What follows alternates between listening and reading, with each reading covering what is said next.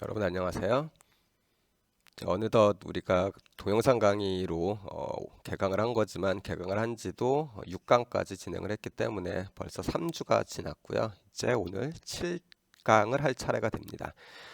이전에 6강을 갖다가 하면서 우리가 일개 상미분 방정식을 알아봤었는데 일개 상미분 방정식을 하면서 방정식, 그러니까 미분 방정식이랑 관련되어져 있는 이모저모를 좀 살펴봤습니다.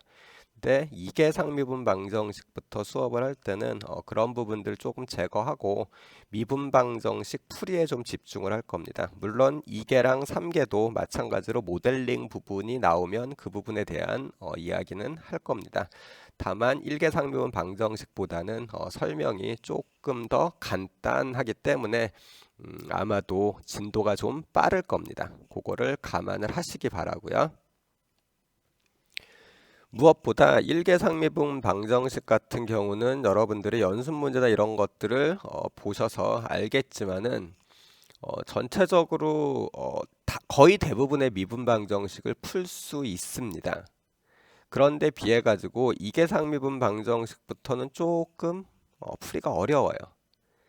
이게 문제를 직접 풀어야 되는 입장에서는 좀 곤란한 내용인데 배우는 입장에서는 우리가 배우는 것들은 텍스트 안에 있는 것들을 배우죠. 즉 풀이가 어느 정도 정식화되어져 있는 것들을 배웁니다. 따라서 2장에서 배우는 그리고 3장에서 배우는 상미분 방정식의 풀이는 무척 좀 제한되어져 있는 형태를 어떤 식으로 다룰 것인가에 대해서 공부를 하게 될 겁니다. 이계 상미분 방정식 같은 경우만 하더라도 크게 보면은 어, 개수가 상수인 녀석들과 오일러 코시 이퀘이션의 형태인 녀석들을 제차와 비제차로 나누어서 풀이가 어떻게 되는지에 대해서만 우리가 공부를 하면 됩니다. 일계상미분 방정식처럼 다양한 형태로 나오지 않고 그렇기 때문에 뭐 모양을 바꾼다든지 이러는 것들도 무척 제한을 많이 받아요. 그래서 난이도로 보자면은 원래는 이계상미분 방정식이 일계상미분 방정식보다 어렵지만 공부하는 현재 학부에서 공부하는 입장에서 보자면은 이계상미분 방정식이 아무래도 일계상미분 방정식보다 쉬운 면이 있을 테니까 너무 걱정하지 말고 이제 수업을 듣기 바랍니다. 수업을 시작하기 전에 이제 학생들이 몇 가지 질문을 갖다가 했던 것들이 있는데요. 우선 첫 번째 거는 시험에 대한 겁니다. 현재 우리 오프라인 개강이 일주일이 더 미뤄졌죠. 그러니까 원래대로 한다면은 날짜 수로 8강까지만 우리가 하고 그 다음부터는 오프라인으로 하는 거였었는데 현재 일주일이 더 미뤄졌기 때문에 10강까지 아마 동영상으로 그러니까 온라인상에서 수업을 진행을 하게 될 것 같아요. 집단으로 모이는 것 자체를 갖다가 좀 코로나 때문에 힘들어 하는데 시험 보려고 우리가 모일 수는 없죠. 그래서 일단 시험은 오프라인 강의가 시작된 다음에 하는 걸로 할 텐데요. 그럴 계획입니다. 그런데 현재 상황을 보면은 10강을 마치고 난 다음에도 개강을 오프라인상에서 한다라는 보장이 없어요. 그 뒤로 더 미뤄지게 되면은 우리 평가 시험을 어떤 식으로 할지에 대해서 조금 더 그때 가가지고 고민을 좀 해서 말씀드리도록 하겠습니다. 일단은 현재로서는 시험을 3회 보는 게 변동사항이 없습니다. 그리고 오프라인 개강을 하고 난 다음에 오프라인상에서 만나고 난 다음에 시험 날짜를 정할 예정입니다. 공지나 뭐 이런 걸로 한번 말씀을 드렸지만은 어쨌든 시험은 다음번에 오프라인에서 만나면은 최대한 빨리 잡아서 시험을 치르는 걸로 하겠습니다. 그리고 우리가 시작할 때 이야기를 했지만은 이 오픈 채팅방은 이번 학기는 오프라인에서 만나더라도 계속 유지를 할 겁니다. 그러니까 뭐 오프라인 수업을 한다고 해서 나가시지는 말고요. 이번 학기는 계속 유지를 하시기 바라고요. 또 하나는 유튜브로 동영상을 올리는 거는 지금 현재는 그 강의 내용 자체를 갖다 그냥 올려놓는데요. 어차피 전 시간에도 제가 말씀을 드렸지만은 이 수업 자체를 갖다가 수업 자체에서 다루지 못한 내용들이나 아니면 조금 보충 설명을 해야 되는 내용들, 혹은 이제 내용이 좀 어려워서 반복해서 봐야 되겠다 싶은 내용들은 제가 최대한 정리를 해서 유튜브에 올려놓을 예정입니다. 그러니까 뭐 여기로 다시 들어올 수 있는 방법들을 강구해 놓기 바랍니다. 제가 알기로는 뭐 구독 신청을 하고서 알람 설정을 하면은 제가 새로운 동영상을 올릴 때마다 알람이 간다라고 하더라고요. 그런 식으로 해놓는 것도 뭐 괜찮을 것 같기는 합니다. 자, 요 정도가 제가 사전에 여러분들한테 말씀드릴 내용이었었고요. 이제 이계상미분 방정식을 시작해 보도록 하죠. 그리고 제가 깜빡할 뻔했는데 지금 한 5분 정도 흘렀는데요. 지금 출석 체크 메시지를 올려주시면 됩니다. 5분부터 10분 사이에 올려주셔야 됩니다.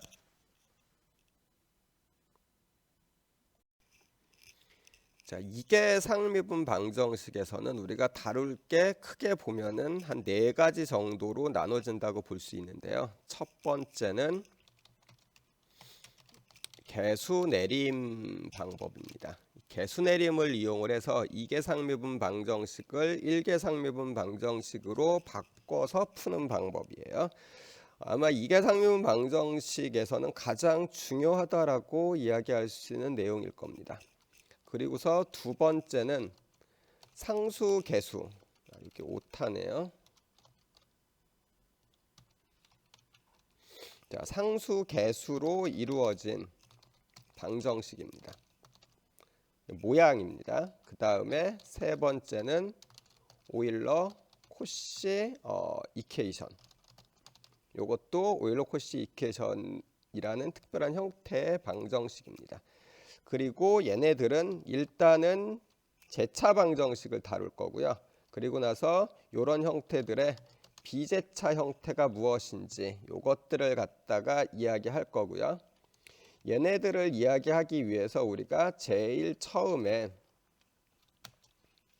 집합, 해집합의 성질에 대해 가지고 먼저 이야기를 갖다가 하겠습니다. 이렇게 해가지고 총 5가지 정도로 나누어질 텐데요. 요것들을 차근차근 한번 보도록 하죠. 우선은 기본 개념으로서 이계선형 상미분 방정식이 어떤 것이냐라는 건데요. 우리가 미분 방정식을 이야기할 때 미분이 들어가 있으면 미분 방정식이라고 이야기를 했죠. 그 미분이 어떤 형태이냐에 따라 가지고 뭐 편미분 방정식이 되기도 하고 상미분 방정식이 되기도 하고, 혹은 뭐 주어져 있는 녀석의 형태에 따라서 뭐 완전 상미분 방정식 뭐 이런 식으로 얘기를 하지만은 어쨌든 미분된 텀이 들어가 있으면은 미분 방정식이고요. 이때 1개냐 2개냐 3개냐를 갖다가 따지는 거는 거기 들어가 있는 미분의 최고차, 가장 많이 미분된 녀석이 몇 차이냐, 몇 개이냐를 갖다가 기준으로 생각을 합니다. 얘 같은 경우는 제일 많이 미분을 한 게 2번 미분한 거죠. 그래서 이게 상미분 방정식이라고 이야기를 하고, 주어진 게 우리가 앞쪽에서 선형과 비선형에 대한 이야기를 갖다가 했었던 걸 근거로 보면은 얘네들은 전부 다 1차죠. y에 대해서. 따라서 이게 선형 상미분 방정식이 됩니다. 그리고 상수요. 자, 이 위에 있는 얘 같은 경우는 상수가 그냥 0이죠. 얘 같은 경우에는 x로 이루어져 있는 rx니까 상수가 0이 아닙니다. 그래서 위쪽에 있는 녀석 같은 경우에는 얘는 제차 선형 상미분 방정식이라고 이름을 붙여 놓은 거고요. 밑에 있는 녀석 같은 경우에 얘 같은 경우에는 제차가 아닌 비제차 상미분 방정식이다라고 이야기를 합니다. 사실 우리 일개 상미분 방정식도 제차 방정식과 비제차 방정식이 나누어지는데 일개 상미분 방정식은 풀이나 뭐 이런 거에서 주어진 녀석이 제차인지 비제차인지에 대해서 그렇게 크게 고민을 할 필요가 없었어요. 그래서 뚜렷이 구분을 갖다 잘 안 했었는데 이게일 경우에는 제차와 비제차의 풀이 방법이 조금 다릅니다. 완전히 다르다기보다는 제차 방정식을 풀고 나서 비제차 방정식을 풀어야지 되거든요. 이게 무슨 말인지는 나중에 비제차 방정식 풀이로 들어가서 이야기를 갖다가 좀 해보도록 하죠. 우선은 제차와 비제차의 성질이 어떻게 틀린지 요거를 기억해 두시기 바랍니다. 우리가 이계 상미분 방정식을 풀을 때 제일 많이 신경을 쓰는 게, 그리고 제일 도움을 많이 받는 게 실제로 보면 이제 중첩의 원리라는 거예요. 중첩의 원리가 뭐냐? y1과 y2가 제차 선형 방정식이면요,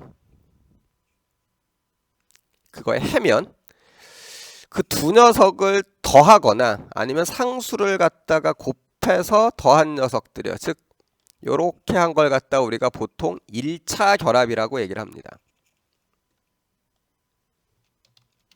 1차 결합이요. 자, 이 1차 결합이 되어져 있는 형태도 여전히 해가 됩니다.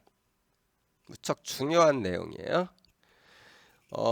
우리가 1개 상미분 방정식, 2개 상미분 방정식, 3개 상미분 방정식으로 가면은 우리 그 미분 말고요, 방정식에서 1차, 2차, 3차로 갈 때랑 비슷한 현상이 일어나는데요. 뭐냐면은 방정식에서 1차 방정식이요, 얘는 해가 한 개죠. 2차 방정식은요, 해가 두 개예요. 물론 중근 포함입니다. 이런 식으로 차수가 높아가면 해가 여러 개가 되거든요. 미분 방정식도 마찬가지인데 우리가 1개 선형 상미분 방정식을 갖다가 풀었을 때 일반 해를 갖다가 구하게 되면은 모양이 전체적으로 뭐 어떤 C0에 뭐 익스포넨셜 뭐 X 이런 식으로 주어졌었죠. 이때 앞에 있는 이 C0 같은 경우에는 초기값이 주어지면 결정이 되는 거였어요. 그러면은 일반의 형태를 보자면은 이 익스포넨셜에 상수가 적당히 다 곱해지면은 전부 다 주어져 있는 방정식의 해가 된다는 거거든요. 그런데 이 이계 선형 상미분 방정식에서는 요 익스포넨셜과 같은 역할을 해주는 녀석이 두 개가 있습니다. 항상요. 1개 선형 상미분 방정식에서는 이 익스포넨셜과 같은 역할을 해주는 거, 즉 뭐 어떤 fx 요런 녀석이 딱 한 개만 있어요. 1개에서는 해가 되는 녀석이 fx랑 gx 이렇게 두 개가 만약에 있으면은요, 항상 fx에다가 곱하기 어떤 상수 k를 해주면요, g가 나오는 구조입니다. 꼭 이렇게 돼요. 즉 이 fx 한 개만 가지고서 해집합 그 fx 하나에다가 해를 그 상수를 곱하는 걸로 해집합을 전부 다 표현할 수 있게 돼요. 그런데 이계 상미분 방정식 같은 경우는 이런 관계가 아닙니다. 적어도 해집합을 표현하기 위해서는 두 개가 있어야 돼요. fx, gx. 여기서는 y1과 y2. 두 개가 필요하다. 이 해집합이 두 개의 원소를 기본으로 해서 만들어진다라는 측면 때문에 일반적으로 이계 상미분 방정식의 해집합은 2차가 됩니다. 차원을 굳이 이야기하자면은 3개 상미분 방정식은 3차가 되고요. 이렇게 어떤 해집합을 만들어주는 기본이 되는 함수를 갖다가 원소를 우리가 베이시스라고 해요. 혹은 기저라고 이야기를 하죠. 그래서 이계상미분방 정식 같은 경우는 지금 기저가 두 개입니다. 기저가 두 개가 되고 그 기저의 1차 결합이요. 1차 결합으로 해집합이 생성됩니다. 자, 요 말을 잘 이해해 두시기 바래요. 우선은 Y1이랑 Y2가 제차 선형방정식의 해면은 1차 결합에 의해서 만들어진 녀석도 방정식이 해가 되는지를 한번 알아보죠. 증명하기 무척 쉽습니다. 자, Y1이랑 Y2가 해라고 했죠. 자, 그래서 C1Y1 더하기 C2Y2가 해인지를 한번 보려고 그래요. 집어넣어 보면 되겠네요. 자, 여기에 Y 위치에다가 C1Y1 더하기 C2Y2를 그대로 집어넣어 준 게 지금 보시는 이 식입니다. 이거의 결과가 0이면 되겠죠. 정리해 볼까요? 자, Y1과 Y2로 둘을 나눠 놨어요. 자, 이렇게 하고 나면은 Y1이랑 Y2가 둘 다 주어져 있는 제차 방정식, 이 녀석에 해라고 이야기를 했으니까 이 부분 0이 돼야 되고요. 이 부분도 0이 돼야 됩니다. 따라서 전체가 0이 되겠죠. 즉 주어져 있는 방정식을 만족하죠. 따라서 C1Y1 더하기 C2Y2도 주어져 있는 미분 방정식의 해가 됩니다. 즉 일반 해의 모양이 지금 보시는 C1Y1 더하기 C2Y2의 형태로 나오고요. C1이랑 C2 같은 경우는 임의의 상수예요. 우리가 1차에서 1개 상미분 방정식에서 봤었던 C0 같은 역할을 하는 겁니다. 이게 그럼 어떻게 해서 결정이 되느냐? 초기 조건에 의해서 결정이 돼요. 그런데 미지수가 두 개죠. 따라서 초기 조건이 2개 상미분 방정식 같은 경우에는 항상 2개가 필요합니다. 3개면은 3개가 필요하겠죠. 자, 그럼 예를 갖다가 하나 볼까요? 자, 주어져 있는 예제가 y2 플러스 y 이퀄 0입니다. 자, 이 녀석을 갖다 풀어보려고 하는 건데요. 현재는 우리가 이거에 대한 풀이 방법을 모르니까 자, 해를 제가 찾아놨습니다. 해라기보다는 대충 집어넣어 보니까 두 번 미분한 거랑 원래 거랑 해가지고 되는 대표적인 녀석, 더했을 때 0이 되는 대표적인 함수가 삼각함수 중에서 사인과 코사인이잖아요. 그래서 집어넣어 봤더니 y 이퀄 코사인 x랑 y 이퀄 사인 x 이 두 녀석은 주어진 미분 방정식의 해가 돼요. 그래서 이번에는 C1 곱하기 코사인 x 더하기 C2 곱하기 사인 x가 해가 되는지를 갖다가 봤는데요. 집어넣어 보면 되겠죠. 자, 두 번 미분한 텀으로 해서 집어넣고요. 그대로 한 거를 계산을 해보면은 0이 나오죠. 해가 된다는 얘기입니다. 주어져 있는 녀석 중에서 해가 되는 모양인데 또 안 되는 게 있느냐, 이렇게 따지면 코사인 x랑 사인 x의 형태나 C1 코사인 x 더하기 C2 사인 x의 형태 말고도 주어져 있는 방정식의 해가 되면서 이런 원칙이 성립되지 않는 녀석이 있으면 어떡하냐라고 이야기할 수 있는데요. 이건 우리 선배들이 밝혀놓은 거라고 대략적으로 보면 되는데, 자, 코사인 x 같은 경우는 사인 x에다가 어떤 숫자를 곱해가지고 코사인 x가 만들어지질 않죠.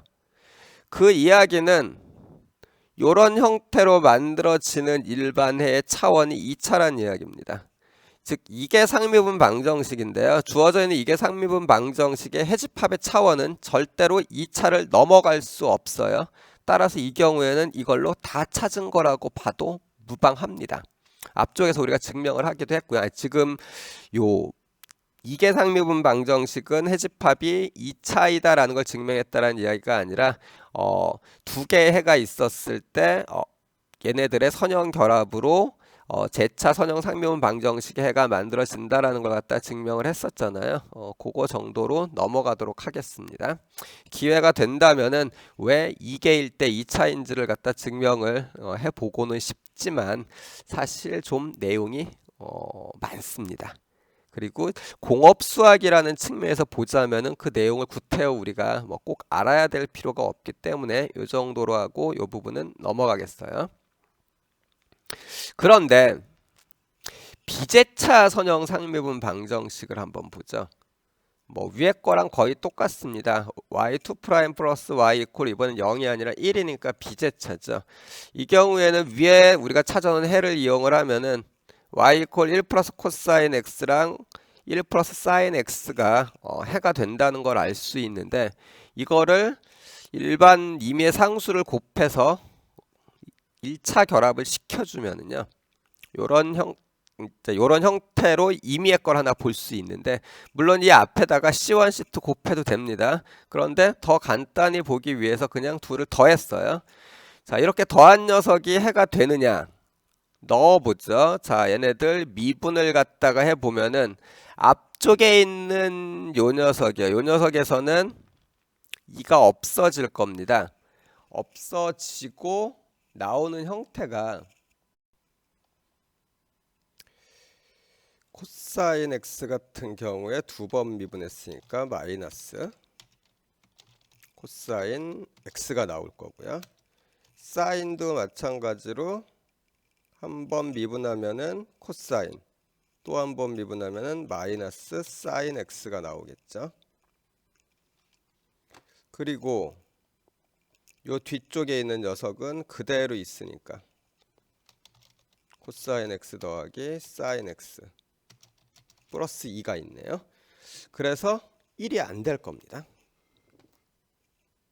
즉 선형 상미분 방정식, 비제차 선형 상미분 방정식 같은 경우에는 1 플러스 코사인 x랑 1 플러스 사인 x가 해이긴 하지만 이 둘의 1차 결합이 항상 해가 된다라고 보장받지를 못합니다.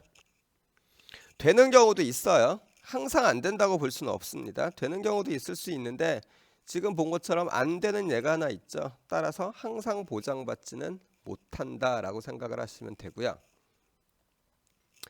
이게 비선형일 때는 뭐 보나마나 더 할 텐데요. 자, 얘가 비선형인 이유는 이쪽을 보면 얘가 y2' 이런 거 그냥 y로 보면 된다고 그랬죠. 그럼 y 제곱에 해당하니까 비선형입니다. 자, 이거의 해도 한번 찾아봤었는데 x 제곱이랑 1이 해가 됩니다. 이거의 1차 선형 결합 중에 하나가 x 제곱 플러스 1이겠네요. 자, 이 녀석을 집어넣어 보면은 여전히 0이 나오질 않아요. 그쵸? 다 없어지고 얘도 2가 남겠네요. 따라서 비선형 상미분 방정식에서도 아까 우리가 앞쪽에서 봤었던 중첩의 원리 같은 게 성립되질 않습니다.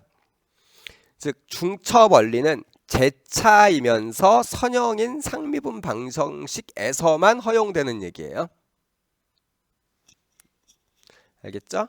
자, 중첩 원리는 아무 데서나 되는 거 아닙니다. 성질이 형태가 제차이면서 선형인 상미분 방정식에서만 이루어지는 특별한 형태입니다. 특별한 원리예요. 그래서 중요하게 다루는 거죠. 그리고 이제 그런 성질을 이용을 해서 제차 선형 상미분 방정식에서는 문제 풀이를 할 때 어떤 식이든지 기저에 해당하는 해 두 개만 찾으면은 방정식의 해를 전부 다 찾을 수 있다라는 얘기가 되고요. 그러니까 이 원리를 이용을 해서 아까 이야기했었던 첫 번째 1번이라고 해가지고 우리가 배울 거라고 그랬었죠. 개수내림이라는 거에 대해서 이제 써먹는 방법을 볼 수 있을 겁니다. 자, 여기까지 하고 우리 개수내림으로 이제 넘어가 보도록 하죠. 원래 그 우리 전쟁사 손자병법 같은 걸 보면은 전쟁은 남의 나라 땅에서 해야 되죠. 자기 땅에서 하면은 나중에 피해 복구하기가 좀 힘듭니다. 그런데 남의 나라 땅에서 하려면은 전략적으로 자기가 힘이 우위에 있을 때 가능해요. 힘이 약할 경우에 혹은 침략해온 녀석들을 갖다가 어떻게든 좀 힘이 약한데도 불구하고 물리치려면 어쩔 수 없이 유리한 상황을 만들어야 되는데요. 그 유리한 상황이라는 거가 우리가 역사 속에서 보면은 제일 많이 써먹었었던 방법으로 자기네 나라 땅으로 우리 땅으로 끌어들여서 좀 깊숙이 끌어들인 다음에 어, 뭐 보급로를 갖다가 차단을 한다든지 뭐 이런 방법을 갖다 쓰죠. 보통은 청야전술이라고 이야기를 하는데 사실 그렇게 바람직한 방법은 아닙니다. 왜냐하면 전쟁에서 이기고 나서도 피해가 크거든요. 대개 청야전술을 효과적으로 쓰려면은 그 한 방으로 쳐들어온 나라의 국력을 엄청나게 깎아먹을 수 있을 때나 가능합니다. 고구려 같은 경우에 그런 식으로 몇 번 위기를 넘기기는 했는데 그 이후에 어떻게 보면 경제력에서 밀린 거죠. 그런 면이 있어가지고 당한테 결국은 이제 진 거고요. 고려 같은 경우에는 이제 그 당시 있었던 거란을 그런 방식으로 몇 번 물리치죠. 3차까지 해가지고 물리치고 난 다음에 자기네 나라의 국력이 어느 정도 유지가 되고 있어가지고 결국은 이제 뭐 동북아시아의 뭐 평화를 갖다 유지할 수 있게 됐다. 뭐 이런 것들이 역사 속에서 나오는데요. 우리가 어떤 문제를 해결할 때도 비슷합니다. 뭐 내가 잘 알면은 굳이 뭐 다른 거 생각할 필요 없이 그냥 막바로 풀면 돼요. 그런데 그러지 못한 경우들이 좀 많이 있죠. 이게 제차 상미분 방정식을 푸는데 우리가 딱 아는 틀로 나와 있으면 막바로 풀면 되는데 안타깝게도 지금 여러분들이 보시는 예제 같은 경우에는 요 뒤에 배우는 형태들의 어떤 정형화된 형태가 아닙니다. 그러니까 이걸 풀 수 있는 방법을 모른다라고 생각을 하면 돼요. 그래서 생각을 한 게 뭐냐? 모르니까 아는 어떤 형태로 바꿔내는 겁니다. 우리가 제일 만만하게 제일 잘 알고 있다라고 하는 형태가 일계상미분 방정식이거든요. 일계상미분 방정식과 이계상미분 방정식의 외형적인 차이는 이계 미분이 있느냐라는 거 요건데 좀 안으로 들어가 보면요. 일계상미분 방정식은 해집합의 차수가 1차고요. 일계상미분 방정식은 이계상미분 방정식은 해집합의 차수가 2차입니다. 즉 주어져 있는 이 미분 방정식을 갖다가 열심히 쳐다보고 있다가 해를 한 개를 만약에 알아낼 수 있다면은 그 녀석의 해집합의 기저가 바로 되거든요. 그래서 걔를 이용을 하면은 이계상미분 방정식을 일계상미분 방정식으로 어떻게 바꿔서 풀 수 있지 않을까라는 게 개수내림이라는 이 풀이 방법의 기본 생각입니다. 아이디어죠. 물론 그러려면 전제가 있어요. 주어져 있는 방정식의 해를 어떻게든 한 개는 미리 알아내야 됩니다. 이게 너무 뚱딴지 같이 그럼 뭐 알아낼 수 있으면은 하나 더 알아내면 되지 않겠냐 뭐 이런 식으로 생각할 수도 있는데요. 무엇보다 우리한테 주어지는 미분 방정식이라는 게 그냥 나온 게 아니고 어떤 모델링을 통해서 나온 거기 때문에 우리가 상황 모델 속에서 해를 어느 정도까지는 유추할 수가 있습니다. 그렇기 때문에 해를 한 개 알아내는 게 두 개 알아내는 것보다는 월등히 쉬워요. 그런 면에서 좀 써먹을 수 있다라고 생각하시면 되고요. 우리가 뭐 시험 문제나 아니면 주어진 문제들을 갖다가 볼 때는 짧은 시간 안에 풀 수 있는 문제겠죠. 그러려면은 주어진 이 방정식의 해가 좀 간단한 것들일 겁니다. 아주 어려운 형태는 아닐 거고요. 주어져 있는 문제를 갖다 좀 가만히 보다 보면은 얘는 다른 것보다는 두 번 미분한 녀석 앞에 x제곱 마이너스 x가 들어가면서 곱해져 있으면서 복잡해졌어요. 그래서 두 번 미분한 게 효과가 없게끔 좀 만들어줄 수 있는 것부터 시작을 하는데 뭐 요렇게 생각을 하지 않았더라도 일단 개수내림을 써먹을 때 우리가 일반적으로 생각해 볼 수 있는 형태는요. 해의 모양이 일단은 1차식이요. 즉 뭐 k 곱하기 x 요런 형태나 아니면은 1차식이 아니라면은 코사인 x 아니면 sin x, 뭐 익스포넨셜 x, 이런 것 정도를 갖다가 생각해 볼 수 있을 겁니다. 요 정도를 해봤는데 없다. 그러면은 좀 다른 방법들을 갖다 좀 생각해 봐야지 된다. 뭐 이렇게 생각을 하시면은 됩니다. 자, 그래서 주어져 있는 녀석을 좀 보면요. 얘 같은 경우에는 x가 해가 된다는 걸 우리가 비교적 그래도 빨리 찾아낼 수 있어요. 자, 그래서 일단 y1, y2라는 두 개의 기절을 찾아야 되는데 그 중에서 x가 해니까 여기다가 곱한 상수들도 다 해가 되겠죠. 어쨌든 이 x가 기저다라는 걸 알 수 있어요. x가 기저니까 사실은 2x도 기저고 3x도 기저인데 그 중에서 제일 간단한 형태로 x를 갖다가 하나 생각을 한 겁니다. 자, 얘가 해가 된다면은 두 번째 녀석을 갖다 찾는데 어쨌든 이 미분방정식 구조에서 보면은 해가 두 개로 나타나는, 그러니까 기저가 두 개인 미분방정식이라고 하면은요, 사실 이 미분방정식이 어떤 시스템이 이렇게 있으면은 이 시스템을 움직이고 있는 내부 메커니즘이잖아요.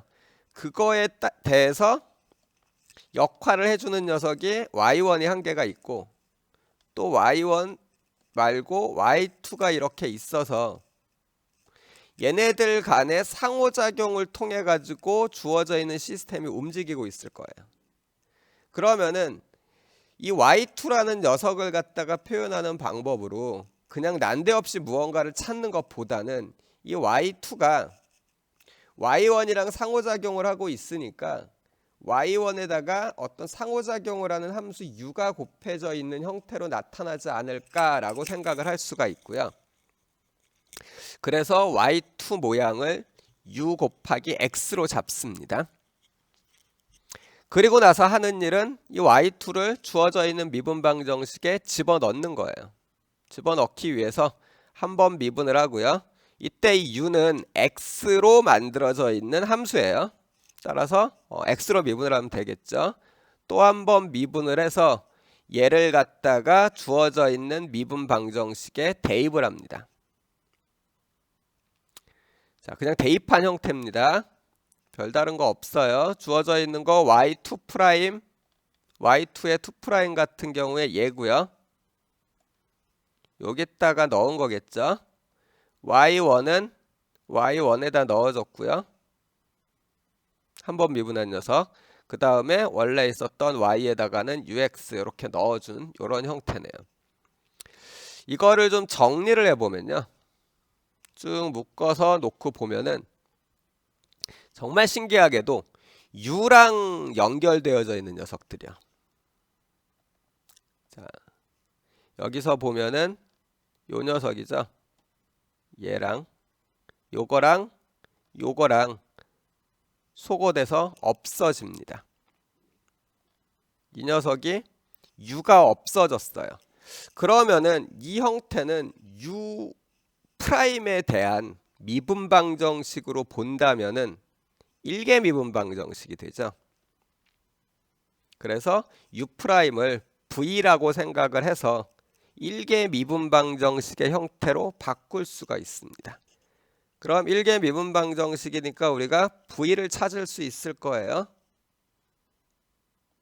자, 이 v를 찾기 위해서 변수 분리를 갖다가 해보죠. 자, 양쪽으로 정리를 해서 변수 분리를 했고요.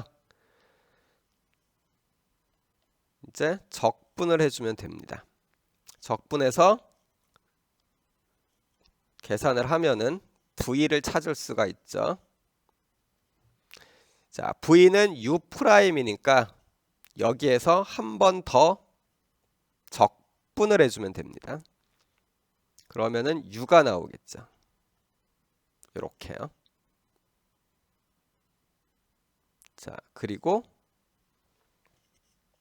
이거를 계산을 하면은 u는 lnx 플러스 x분의 1이라는 거를 알 수 있으니까 우리는 처음에 y2를 u 곱하기 x로 잡았으니까 여기에다가 u를 갖다 집어 넣어 줍니다. 그러면은 y2가 x ln x 플러스 1이 되죠. 자, 그래서 해를 두 개 다 찾았네요. 하나는 x, 또 하나는 x ln x 플러스 1. 그러니까 찾으려고 하는 미분방 정식의 일반해는 앞에다가 C1과 C2를 곱해서 보시는 것처럼 C1x 플러스 C2x ln x 플러스 1 이렇게 나오게 됩니다. 이게 개수내림이라는 방법입니다. 이 개수내림을 갖다가 우리가 쓸 수 있는 거는 이런 식으로 바꿔준 다음에 치환하는 거나 마찬가지로 바꿔준 다음에 정리를 하고 나면은 이쪽에서 보는 것처럼 U랑 엮여 있는 놈들이 0이 된다는 것 때문에 이렇게 되는데, 이게 이 문제에서만 일어나는 현상이 아니고요. 개수내림을 했었을 경우에는 항상 이렇게 됩니다. 정말인지 한번 볼까요? 방법은 그다지 어렵지 않습니다. 얘는 개수내림을 좀 잘 사용하기 위해서 좀 봐두는 게 좋을 것 같네요. 자, y2' 플러스 pxy' 더하기 qxy 이퀄 0으로 되어져 있는 녀석에서 y2를 y1 곱하기 u라는 형태로 바꿔서 한 번 미분하고 두 번 미분한 녀석을 위에다 집어넣어요. 이렇게 되고요. 이거를 u에 대해서 묶어내면은 u2', u', u 이렇게 되죠. 미분의 성질 때문에 이 부분이 y1이 주어진 방정식의 해라고 그랬으니까 항상 0이 나옵니다. 그래서 이렇게 돼요. 미리 말씀드리면 지금 화면이 약간 움직였죠. 이거는 제가 지금 사용하고 있는 프로그램이 PPT를 갖다가 만든 녀석이 레이텍이라는 건데요. 그걸로 하다가 보면은 움직이는 거에 따라서 약간씩, 그러니까 제가 하나하나 나오게끔 만들다 보니까 얘가 한 줄 더 나왔을 때 약간씩 조정하는 게 있어가지고 좀 흔들립니다. 그거는 좀 이해해 주시기 바랍니다. 자, 그래서 이걸 정리를 하고 나면은 지금과 같은 방정식을 얻을 수 있고, 이거는 항상 변수 분리가 될 겁니다. 그래서 적당히 묶어 가지고 변수 분리를 하기 위해서 정리를 갖다가 하고 나면은 적분을 하고 계산을 하면은 되는 거죠. 이렇게 나오는데, 이거 나중에 시험 보거나 이럴 때 요 부분을 갖다 공식처럼 외워서 사용하지 않았으면 좋겠어요. 간혹 보면은 이제 풀이를 갖다 이렇게 외워서 요 녀석이 공식처럼 보이니까 쓰시는 분들이 있는데요. 뭐 이렇게 써가지고 답이 맞았을 때는 별로 상관이 없습니다. 전체적으로 이 공식을 요런 식의 거를 나는 써먹겠다라고 정확히 이제 명시를 하고 사용을 했었을 땐 제가 알아보는데 지장이 없으니까 문제가 없는데, 여기다 넣어가지고 계산하다 틀렸으면은 부분점 쓰고 뭐고 없습니다. 왜냐면은 이쪽부터 여기서부터 시작을 해가지고 중간 과정을 갖다 싹 다 무시하고 막바로 일로 넘어온 거거든요. 제가 부분 점수를 갖다가 주거나 이러려면은 실제로는 여기서부터 여기까지 내용을 갖다가 어떤 식으로 생각해서 알았는지에 대해서 좀 봐야지 되는데, 그 부분에 대한 언급이 없이 바로 공식을 갖다 써먹은 경우에는 제가 점수를 줄 수 있는 근거가 없겠죠. 그러니까 뭐 평소에 여러분들이 그냥 문제 풀어보거나 뭐 이럴 때 중간 과정 다 쓰려고 하면은 귀찮으니까 자기가 뭐 외워져 가지고 공식이나 이런 것들을 다 써먹는 건 별로 상관이 없는데요. 적어도 시험 볼 때는 되도록이면 좀 피하는 게 좋습니다. 자, 그래서 요 u'을 구하고 나면은 이제 우리가 u를 갖다 구할 수 있을 거고요. 그리고 나서 y2 끝까지 구하면 이제 답을 찾을 수 있겠네요. 그렇죠?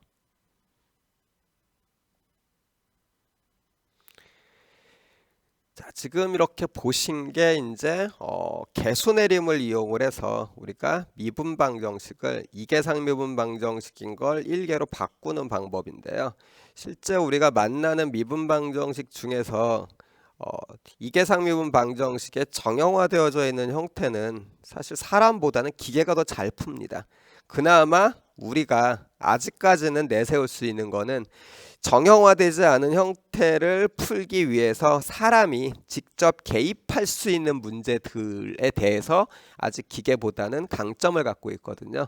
따라서 이 개수내림이라는 방법을 잘 익혀두시기 바랍니다.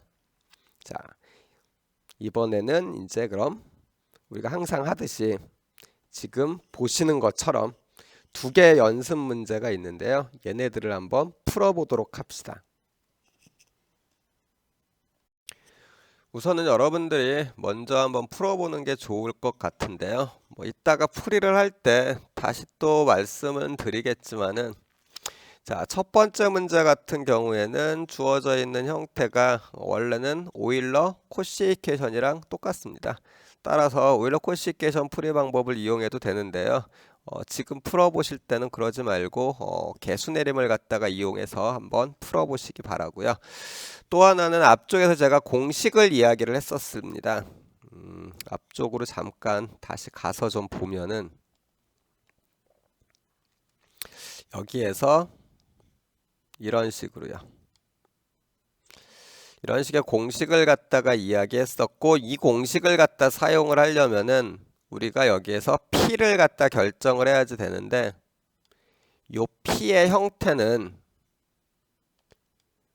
최고차항인 y2' 앞에 있는 개수가 1일 때의 모양입니다.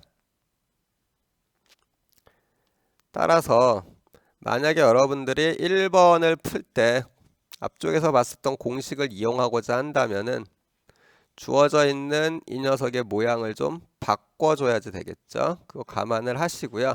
그렇지 않으면은 y1 이퀄 x 제곱 이렇게 되어져 있는 녀석을 y2는 u 곱하기 x 제곱 이렇게 놓고서 풀어보면 됩니다. 시간은 한 20분 정도 드릴 테니까 아마 충분할 겁니다.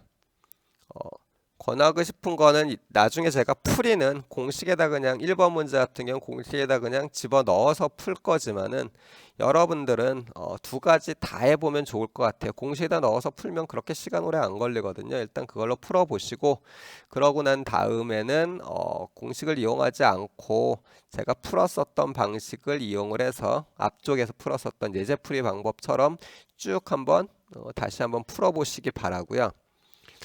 이 두 번째 문제 같은 경우에는 이게 비선형입니다. 그래서 실제로는 비선형을 선형으로 바꾸는 과정에서 개수내림이 일어나게 되는 풀이 방법이에요. 그거를 감안을 해서 얘는 여러분들한테 힌트를 드리면은 y' 있죠. 이 y''을 u로 바꿔서 즉 치환을 해가지고 개수내림을 이용해서 푸는 그런 방법을 선택하면 됩니다. 자, 한 20분 정도 시간을 지금부터 드릴 테니까 정확히 20분은 아닙니다. 우리가 이제 끝나는 시간도 감안은 해야 돼서요. 대충 한 15분에서 한 20분 정도 사이가 될 텐데요. 20분이라고 생각을 하시고 한번 풀어보시기 바랍니다. 지금 뭐 중간에 멈춘 다음에 앞으로 좀 당겨 가지고 놓고서 여러분들이 원하는 시간만큼 쭉 시간을 보내서 충분히 좀 고민을 하고 나서 풀이를 갖다가 보시기 바래요.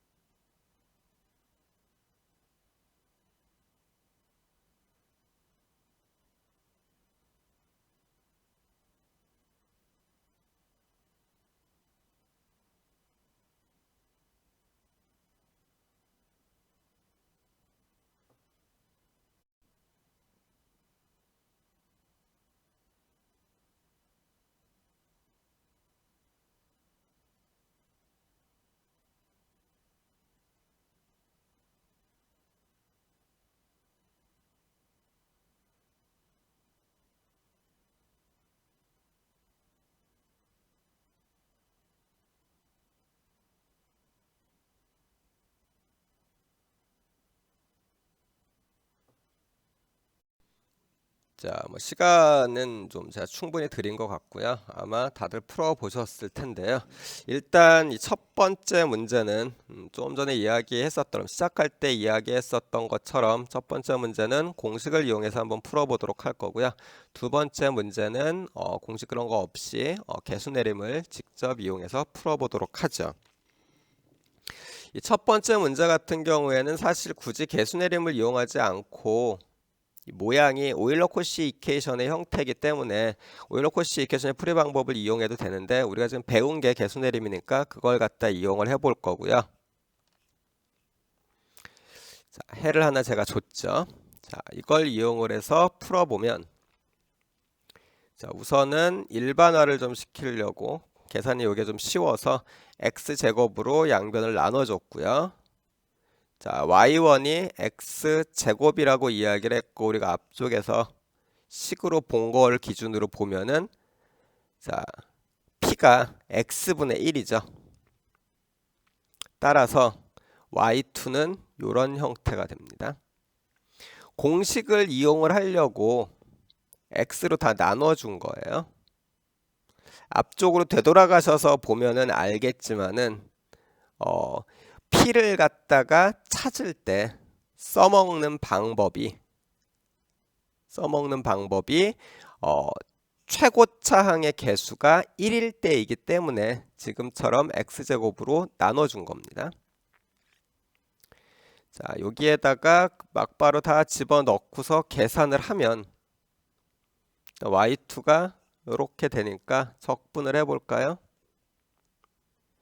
자, 얘가 나오고 안에 거부터 적분을 하면요. 한 번 더 적분을 해주면은 이렇게 나오네요.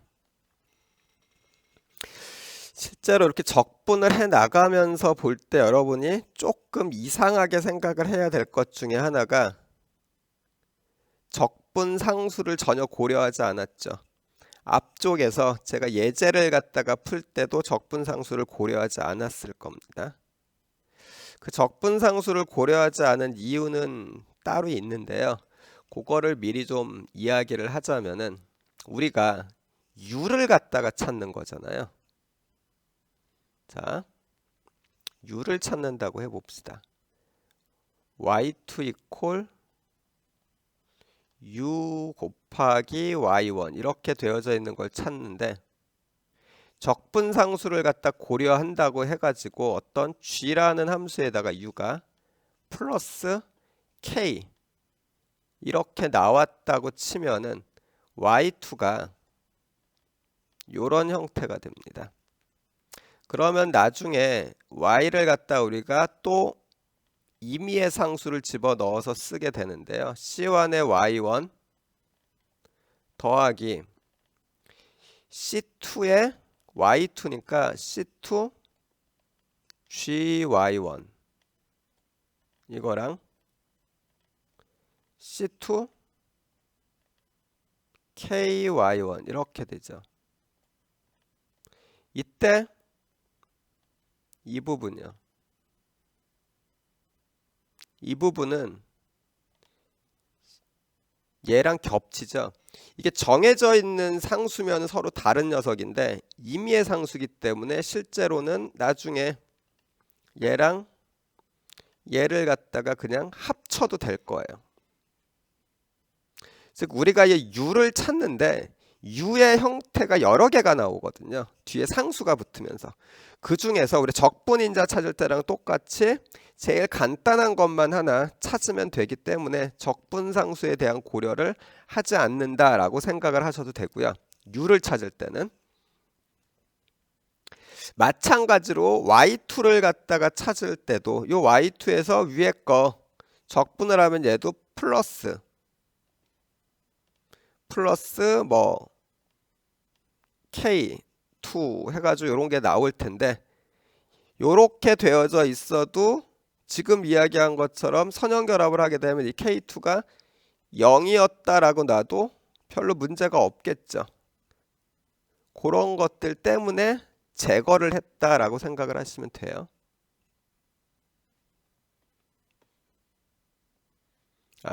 제가 여기 K2의 위치를 잘못 썼네요. 여기에 K2가 되는 게 아니고 K2는 여기서 들어가는 거죠. 아이고, 제가 자꾸 실수를 했네요. 자, 여기로 들어가는 겁니다. 자, 어쨌든 그래서 적분상수를 쓰지 않았다 정도만 생각하고 적분상수 고려하지 않아도 된다라고 일단 알아두시면 되고요. 자, 이제 그 다음 문제로 넘어가죠. 자, 이번엔 그냥 y2 플러스 1 플러스 y1 y 프라임에다가 제곱이 되어져 있습니다. 이거 그냥 보면 비선형이죠. 비선형인 것도 제 개수내림을 이용해 가지고요, 적당히 우리가 풀어낼 수 있어요. 그래서 활용도가 높은 겁니다. 우선은 y 프라임을 갖다가 일단 u라고 놔보죠.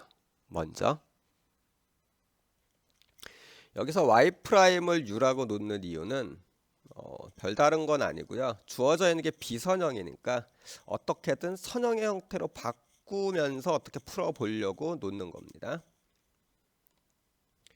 자, 그럼 y2 프라임은 y 프라임을 t로 한 번 더 미분한 거니까 u를 t로 미분을 하면 되겠죠. 자, 그리고서 여기에서 연세율을 사용합니다.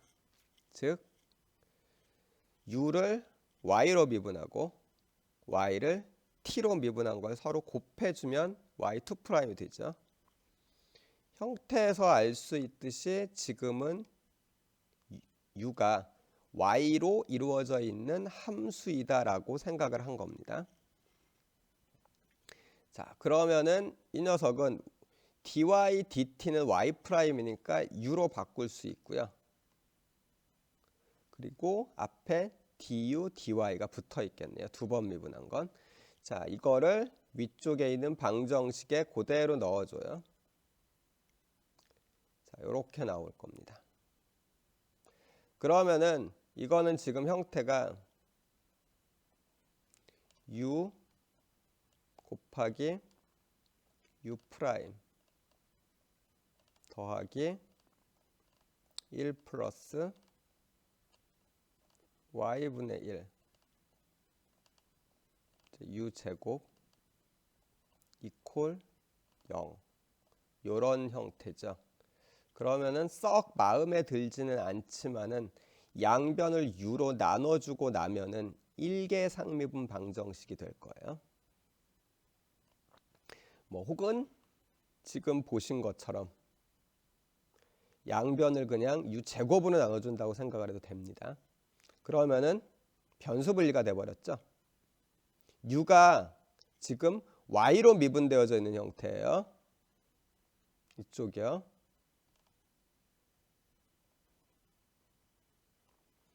자, 그럼 이걸 적분을 하고 y로 적분했겠죠.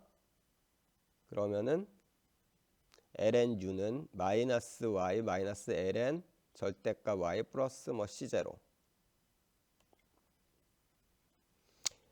이걸 익스포넨셜을 취해주면은 이런 형태가 되고요. C0는 익스포넨셜 취해주면서 익스포넨셜의 C0 요걸 갖다가 C1이라고 한 겁니다. u가 y 프라임이니까 이 녀석을 한 번 더 적분을 해줘야 되겠네요. 자, 이렇게 나옵니다. u를 y에 대한 함수로 지금 보고 있는 겁니다.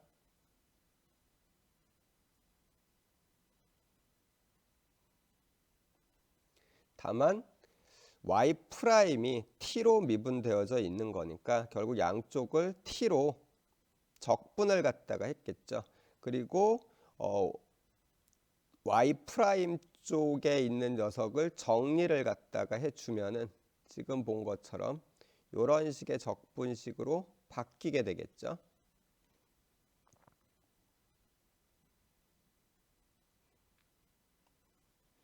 조금 설명이 건너뛴 것 같은데 다시 조금 이야기를 더 추가하면은요. 요 식이요. 여기에서 요 부분만 볼 거예요. 요 부분은 양변을 y 곱해주고 익스포넨셜 마이너스 y로 나눠주게 되면은 실제로는 y 익스포넨셜 y 그 다음에 dy dt 이퀄 C1 이런 형태니까 양변을 dt로 적분을 해주게 되면은 이런 모습이 나온다는 얘기입니다.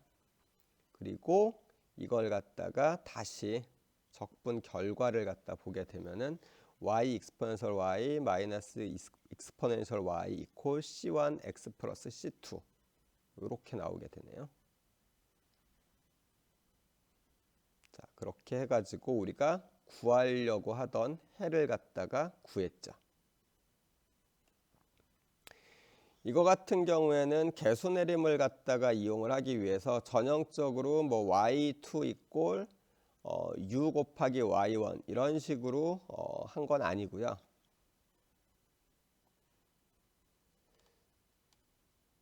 요 방법을 이용을 해서 전체적으로 선형 비선형인 녀석을 선형으로 바꿔내면서 자동으로 이쪽에서죠. 이쪽에서 자동으로 이제 1개인 개수내림이 나타나는 그런 효과가 를 볼 수 있는 그런 유형의 문제였었습니다. 일단 이렇게 해서 2개 정도요. 제가 하지는 않았지만 1번 문제 같은 거를 그냥 여러분들이 개수내림 공식 쓰지 않고 한번 다시 풀어보는 것도 괜찮을 것 같고요. 1번과 그리고 2번은 이제 비선형인 녀석들에 대해서 적용하는 거에 대해서 간단히 좀 알아봤습니다. 무엇보다 2번에서는 요식 있죠. 연세율을 이용을 해서 이렇게 바꿔내는 부분이 좀 키포인트가 되니까 좀 잘 기억해 두시기 바랍니다. 일단 시간이 다 돼서 오늘 수업은 여기까지 하도록 하겠습니다. 오늘 수고들 많으셨고요. 고생들 하셨습니다. 제가 좀 약간 버벅인 것 같은데요. 사실 지금 요 하고 있는 거를 제가 동영상을 한 버벅이다 보니까 여러 번 다시 찍은 거라 또 바꾸기가 그래서 그냥 요거를 올리도록 하겠습니다. 어쨌든 오늘 수고 많으셨고 다음 시간에 이제 보강이죠. 보강 수업에서는 우리 요 뒤에 나오는 상수 계수랑 그 다음에 오일러 코시 이퀘이션에 대해서 좀 알아보도록 하겠습니다. 수고들 많았습니다.